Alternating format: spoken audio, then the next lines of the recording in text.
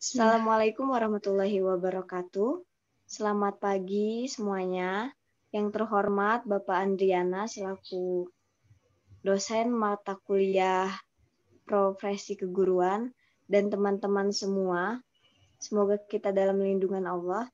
Hari ini saya Rifa Mufliha bersama rekan saya Raisa Azahra Syaidina akan menyampaikan salah satu materi dari perkuliahan ini yang berjudul ujian kompetensi guru. Sebagaimana kita tahu bahwa kita adalah calon guru yang besok hari akan menjadi garda terdepan dalam mengayom pendidikan di Indonesia, kita harus tetap update dan upgrade diri sehingga apa yang kita sampaikan sesuai dengan apa yang dibutuhkan zaman. Dan salah satu untuk mengukur tolak ukur seorang guru,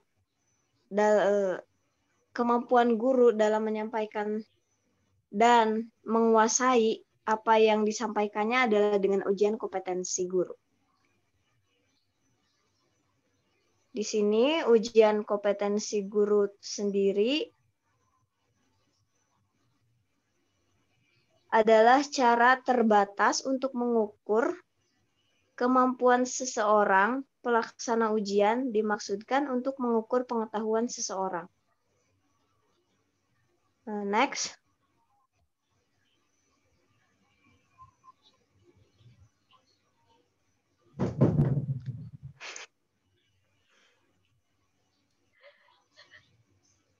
Kita bisa singkat ujian kompetensi guru ini dengan UKG. Nah, dari UKG itu sendiri secara teoritis maupun praktis, pelaksanaan UKG memiliki berbagai manfaat. Di antaranya dapat dijadikan sebagai sarana untuk memerlukan kompetensi dan kinerja guru.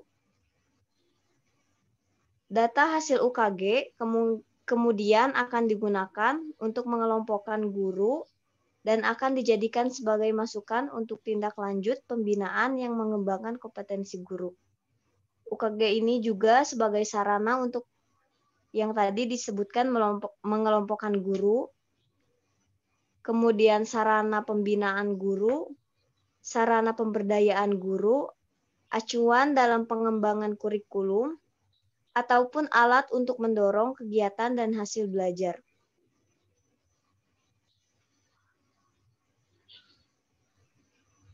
Poin yang kedua, prinsip ujian kompetensi guru tersendiri, yaitu mengukur kompetensi dasar tentang bidang studi atau subject matter dan pedagogik dalam dominan konten. Kompetensi bidang yang diujikan sesuai dengan bidang studi sertifikasi atau bagi guru yang sudah bersertifikasi pendidik yang sesuai dengan kualifikasi akademik guru.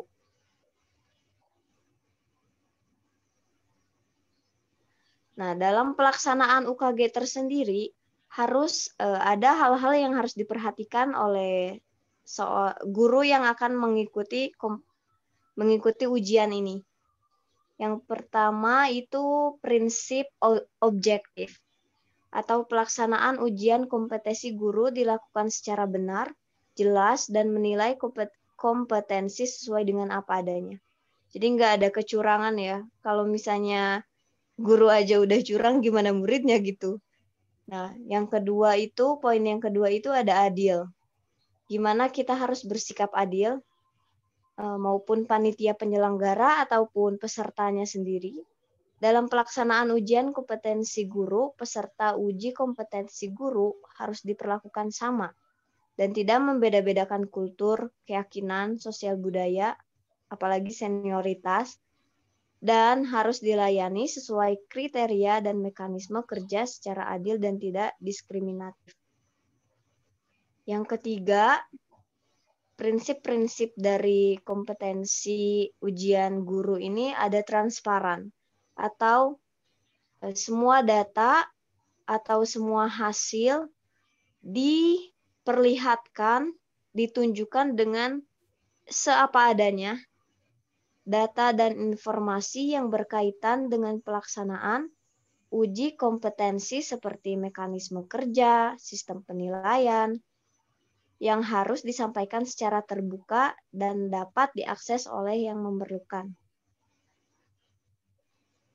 Pelaksanaannya tersendiri harus dapat dipertanggungjawabkan baik dari sisi pelaksana maupun keputusan sesuai dengan aturan dan prosedur yang berlaku di Indonesia.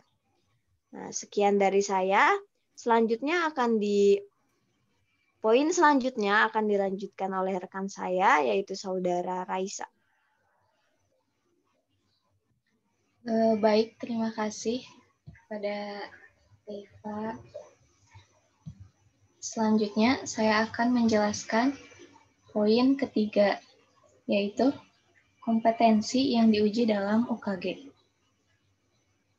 Seiring dengan penjabaran dari Asian Institute for Teacher Education, maka kompetensi yang diujikan pada UKG adalah 1. Kompetensi pribadi. Kompetensi ini meliputi simpati, empati, wibawa, tanggung jawab, terbuka, dan dapat menilai diri sendiri. Pemahaman guru dalam bertindak sesuai dengan norma agama, hukum, sosial, dan budaya nasional menunjukkan pribadi yang dewasa, bertanggung jawab, etos kerja yang tinggi, dan dapat dijadikan sebagai teladan. Yang kedua, kompetensi profesional. Kompetensi ini meliputi kemampuan penguasaan landasan kependidikan, bahan ajar, pengelolaan pembelajaran, penggunaan media pembelajaran, pemahaman terhadap peserta didik, serta prinsip-prinsip pelayanan pendidikan. Yang ketiga, kompetensi pedagogik. Kompetensi yang diuji adalah tentang kemampuan guru dalam mengenal karakteristik anak didik, menguasai teori belajar dan prinsip-prinsip pembelajaran yang mendidik, pengembangan kurikulum, kegiatan pembelajaran yang mendidik, memahami dan mengembangkan potensi komunikasi dengan peserta didik, serta penilaian dan evaluasi. Dan yang terakhir, yaitu kompetensi sosial. Kompetensi yang harus dimiliki guru dalam hal ini secara umum mencakup kemampuan guru dalam melakukan interaksi sosial atau interaksi dengan orang lain, baik dengan siswa, teman sejawat, atasan maupun masyarakat. Termasuk dalam kompetensi sosial ini adalah status guru sebagai pendidik di mata masyarakat dan tanggung jawab sosialnya di mata masyarakat. Di materi yang diujikan pada uji kompetensi guru meliputi 30% kompetensi pedagogik dan 70% kompetensi profesional. Kompetensi pedagogik yang diujikan adalah integrasi konsep pedagogik ke dalam proses pembelajaran bidang studi tersebut dalam kelas. Sedangkan aspek profesional adalah kompetensi dasar bidang studi yang diujikan sesuai dengan kualifikasi akademik guru dan kemampuan guru dalam merencanakan dan melaksanakan proses pembelajaran. Bagi guru, tes UKG online suka tidak suka memaksa guru untuk berusaha maksimal agar dapat memahami dan menggunakan komputer dan internet. Di samping kemampuan menguasai bahan tes yang diberikan, bagi sekolah dengan adanya tes online tersebut menjadi alasan untuk mempersiapkan kelengkapan perangkat komputer dan koneksi internetnya, yang sebenarnya akan berdampak positif bagi kegiatan pembelajaran di sekolah. Sedangkan bagi pemerintah, dalam hal ini Kementerian Pendidikan akan mendapat data hasil nilai UKG yang cepat, teranalisis, dan terstandar. Selanjutnya yaitu poin keempat, sistem ujian kompetensi guru. Di UKG ini dilaksanakan menggunakan dua sistem, yaitu UKG sistem online dan UKG sistem offline. Yang pertama ada UKG sistem online. UKG sistem online ini dilaksanakan pada daerah yang terjangkau jaringan internet dan memiliki ruangan yang berisi perangkat laboratorium komputer dan terhubung dalam jaringan internet. Pelaksanaan UKG online dilaksanakan secara serentak di seluruh Indonesia. Jadwal pelaksanaan UKG ini ditentukan bersama oleh PPP PTK bersama LPMP dan Dinas Pendidikan Kabupaten atau Kota. Durasi pelaksanaan UKG masing-masing kabupaten atau kota akan berbeda-beda bergantung pada jumlah tempat uji kompetensi dan jumlah peserta pada masing-masing wilayah. Semakin banyak tempat uji kompetensi, semakin cepat pelaksanaan UKG. Ketentuan dalam pelaksanaan UKG dalam sistem online ini antara lain UKG online dimulai secara serentak di semua TUK pada tanggal yang telah ditetapkan dan dilaksanakan selama 120 menit atau 2 jam. Bagi guru yang memiliki kekhususan yaitu tunanetra, memerlukan pendamping dari Dinas Pendidikan Kabupaten atau Kota sebagai pembaca soal dengan durasi waktu yang diperlukan 180 menit dan dijadwalkan khusus. Dan pelaksanaan UKG setiap hari dibagi dalam 2-3 gelombang. Waktu yang disediakan setiap gelombang ujian adalah 150 menit dengan rincian 30 menit untuk registrasi dan latihan menggunakan sistem ujian online yang dipandu oleh tim teknis dan 120 menit untuk ujian kompetensi yang sesungguhnya. Dan setiap ruangan ujian online diisi minimal 20 orang peserta atau disesuaikan dengan jumlah komputer yang tersedia. Pergantian setiap gelombang diberikan waktu istirahat selama 30 menit untuk pergantian peserta dan penyiapan komputer. Lalu tim teknis mengarahkan dan membantu peserta dalam menggunakan sistem ujian online pada 30 menit pertama saat peserta dalam ruangan. Setiap peserta ujian tidak diperkenankan membawa buku atau referensi, juga kamera, handphone, alat penyimpanan data seperti flash disk, eksternal hard disk, kalkulator, dan lain-lain ke dalam ruangan ujian. Juga, setiap peserta wajib mengikuti ujian sendiri dan tidak diperkenankan mewakilkan kepada orang lain atau tidak didampingi. Jika ada peserta yang mewakilkan kepada orang lain dengan alasan apapun, maka haknya sebagai peserta UKG dinyatakan gugur. Kecuali peserta berkebutuhan khusus yaitu tunanetra akan didampingi petugas atau panitia yang ditunjuk oleh koordinator lokasi. Dan admin akan mempersiapkan laboratorium komputer atau client server sudah on, minimal 30 menit sebelum jadwal pelaksanaan ujian.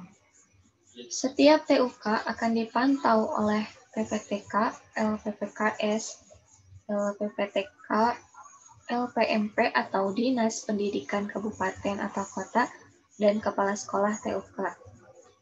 Dan yang terakhir, yaitu apabila ada pelanggaran terhadap ketentuan pelaksanaan UKG dan ketidakhadiran peserta, wajib dilaporkan dalam berita acara. Yang kedua yaitu ada UKG sistem offline. Sistem offline atau manual dilaksanakan pada daerah yang tidak terjangkau jaringan internet dan tidak memiliki ruangan yang berisi laboratorium komputer dan tidak terhubung dalam jaringan internet. Waktu pelaksanaan UKG offline biasanya dilaksanakan serentak di seluruh Indonesia selama 1 hari. Jadwal pelaksanaan akan ditentukan kemudian di antara tanggal pelaksanaan UKG online atau setelah UKG online selesai.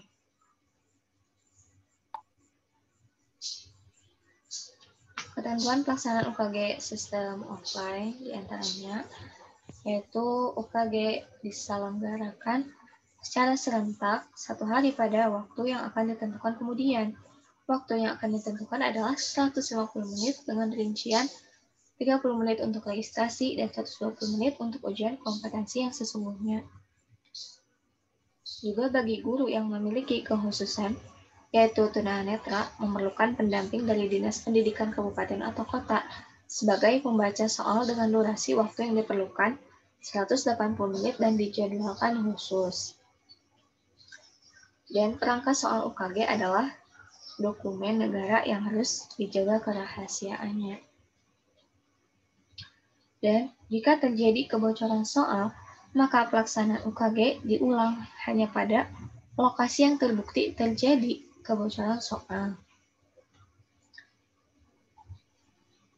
Selanjutnya, koordinator kabupaten atau kota, koordinator lokasi, dan pengawas ruang ditetapkan oleh Kepala PPPTK, LPPKS, LPPTK, dan LPMP melalui surat keputusan berdasarkan usulan Kepala Dinas Pendidikan Kabupaten atau Kota. Untuk peserta, wajib membawa kelengkapan administrasi dan identitas diri untuk bahan pengecekan oleh pengawas ruang. Peserta yang terbukti bukan peserta asli akan dibatalkan sebagai peserta UKG. Bagi peserta yang tidak hadir pada waktu yang telah ditentukan, tidak ada ujian susulan dan yang bersangkutan dapat mengikuti UKG tahun berikutnya. Terakhir yaitu TUK di sekolah yang ditetapkan oleh Dinas Pendidikan Kabupaten atau Kota sesuai dengan persyaratan yang telah ditetapkan. Selanjutnya yaitu poin kelima, contoh instrumen uji kompetensi guru.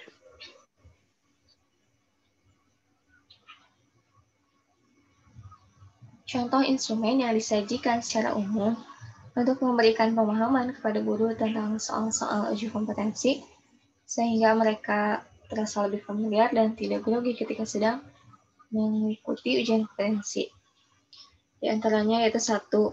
Standar Nasional Pendidikan atau SNP merupakan kriteria minimal tentang sistem pendidikan di seluruh wilayah hukum NKRI yang dituangkan dalam peraturan pemerintah. Di antaranya itu ada peraturan nomor 17 tahun 2005, nomor 18 tahun 2005, nomor 19 tahun 2005, dan nomor 20 tahun 2005. Dan yang kedua, setiap sekolah memiliki berbagai peserta didik.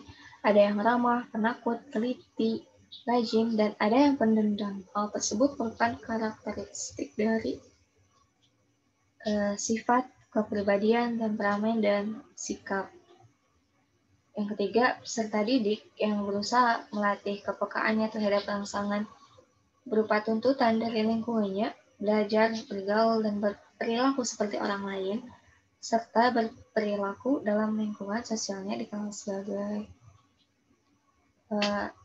akulturasi, B. Akomodasi, C. Asimilasi, dan D. Sosialisasi.